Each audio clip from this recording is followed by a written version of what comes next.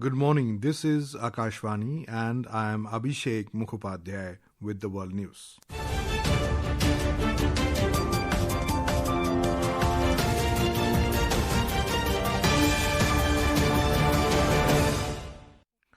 The headlines.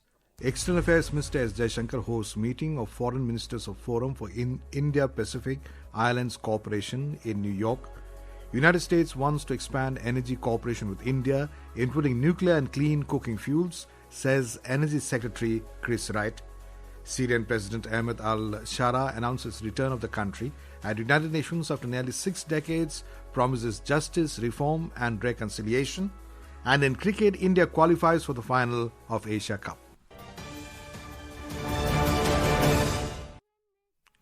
External Affairs Minister Dr. S. Jaishankar hosted a meeting of the Foreign Ministers of the Forum for India-Pacific Islands Cooperation, FIPIC, in New York. The meeting took place on the sidelines of the 80th session of the United Nations General Assembly yesterday. In a social media post, the minister said that he is delighted to host the FIPIC Foreign Ministers meeting and glad to note that the 12-point action plan announced by Prime Minister Narendra Modi at the FIPIC 3 summit is progressing well. Dr. Jaishankar said that India and the Pacific Island countries are development partners. He added that the agenda is people-centric and focused on health, technology, capacity building and training. India has carried out the successful launch of the intermediate-range Agni Prime missile from a rail-based mobile launcher system. This next-generation missile is designed to cover a range of up to 2,000 kilometers and is equipped with various advanced features. The first of its kind launch carried out from specially designed rail-based mobile launcher, which can move on the rail network without any preconditions, that allowing the user to have a cross-country mobility and launch within a short reaction time with reduced visibility. Prime Minister Narendra Modi will inaugurate the World Food India 2025 at Bharat Mandapam in New Delhi this evening. The 4-day event will showcase India's strengths in the food processing sector, food sustainability, and the production of nutritious and organic food. Our correspondent reports that the event will showcase India's transformative journey in food processing while fostering international collaborations and investment opportunities. The mega global food event will witness participation from more than 21 countries, 21 states and union territories and 10 central ministries, making it the largest congregation of stakeholders in Indian food processing sector. The credit-linked support of over 770 crore rupees will be provided to around 26,000 beneficiaries for micro projects in food processing sector under the Pradhan Mantri Formalization of Micro Food Processing Enterprises scheme. Several sessions, including CEO roundtables, technical sessions, exhibitions, and multiple business interactions will be held during the event. 14 pavilions, each dedicated to specific themes, have been set up, which is expected to attract around 1 lakh visitors. With Rahisuddin Rihan, Soumya Sharan, Akashvani News, Delhi. U.S. Energy Secretary Chris Wright today said U.S. wants to expand energy cooperation with India, including in natural gas and coal, nuclear and clean cooking fuels. While addressing a press conference organized at the New York Foreign Press Center, Wright said that a lot of his early time when he arrived in his position was dealing with India, the world's largest democracy, an awesome ally of the United States, a fast-growing economy. India is a truly dynamic society that, of course, has rapidly growing energy demand because people are increasing their prosperity, their opportunities. He also said that he is a huge fan of India.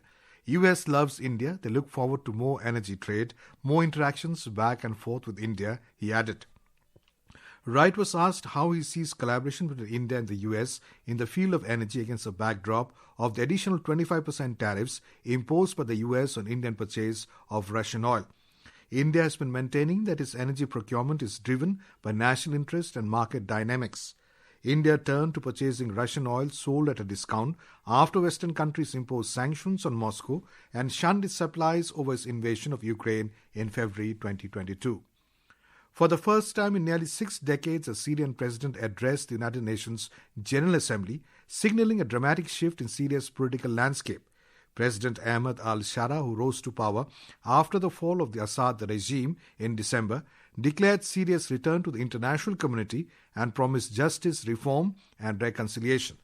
Al-Shara told world leaders that Syria was reclaiming its place among nations after decades of dictatorship, which he said were marked by mass killings and torture. His appearance marked the first by a Syrian head of state at the UN since 1967. He criticized Israel's continued threats and military actions, warning they could escalate regional instability. He also emphasized progress in dismantling Syria's illicit drug trade. He urged the United States and allies to lift economic sanctions, saying they are like a punishment to ordinary Syrians.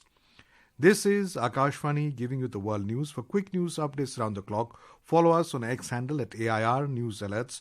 And for details of stories and more, log on to our website www.newsonair.gov.in and download news on AIR app. Sri Lankan President Anura Kumara Dissanayake called on world leaders to act together against war, poverty, corruption and drugs. He made the appeal during his first address to the 88th United Nations General Assembly in New York. The president also voiced alarm over the humanitarian crisis in Gaza. He demanded an immediate ceasefire, free flow of aid and the release of hostages. He added that Sri Lanka backs a two-state solution based on the 1967 borders. Mr. Dissanayake said poverty and inequality are global catastrophes that must be urgently addressed. He urged stronger action against drug traffickers and more rehabilitation centers. On corruption, he warned that it destroys democracy and development, pressing nations to build a culture of accountability. In Venezuela, a powerful magnitude 6.2 earthquake struck northwestern part of the country last evening, sending tremors to the capital, Caracas, and several surrounding areas. While there were no immediate reports of major damage or casualties, the quake caused widespread alarm and forced residents to flee buildings. Venezuelan Interior Minister Diosdado Cabello confirmed there had been no significant structural damage reported so far. According to the U.S. Geological Survey, the earthquake hit the area with its epicenter located about 24 kilometers southeast of Mene Grande, a town in the oil-rich Zulia state near Maracaibo. The Colombian Geological Survey recorded the magnitude at 6.1, described it as a shallow depth event.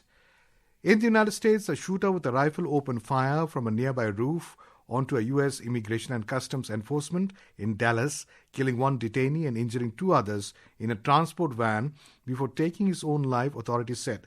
The suspect has been identified by law enforcement official as 29-year-old Joshua Jan. The exact motivation for the attack was not immediately known.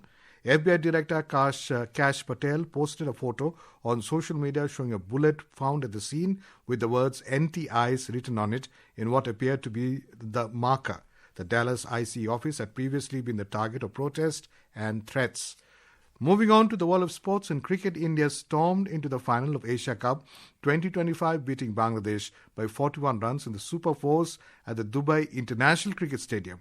We have more from the sports desk. India continues to maintain their dominance as they once again reached into the finals of Asia Cup. After being invited to bat first, India scored 168 for 6 in 20 overs with Abhishek Sharma's 75 of just 37 balls and Hardik Pandya's 38-run innings in the slog overs. In response, Saif Hassan's 69 runs went in vain as Indian bowlers dominated the Bangladesh lineup. Abhishek Sharma was adjudged player of the match for his fiery innings. Today, Bangladesh will lock horns with Pakistan to decide the next finalist after India. Continuing with updates from cricket, the International Cricket Council (ICC) has suspended the membership status of USA Cricket. The decision was taken after USA Cricket's repeated and continued breaches of its obligations as a ICC member under its constitution. These include the failure to implement a functional governance structure and lack of progress toward achieving national governing body status with the United States Olympic and Paralympic Committee. Last we have from futsal, where India recorded their first ever international victory as they overpowered Mongolia 3-0 in the last Group A clash of the AFC Futsal Asian Cup 2026 qualifiers at RDR last evening. Chirag Jha, Sports Desk.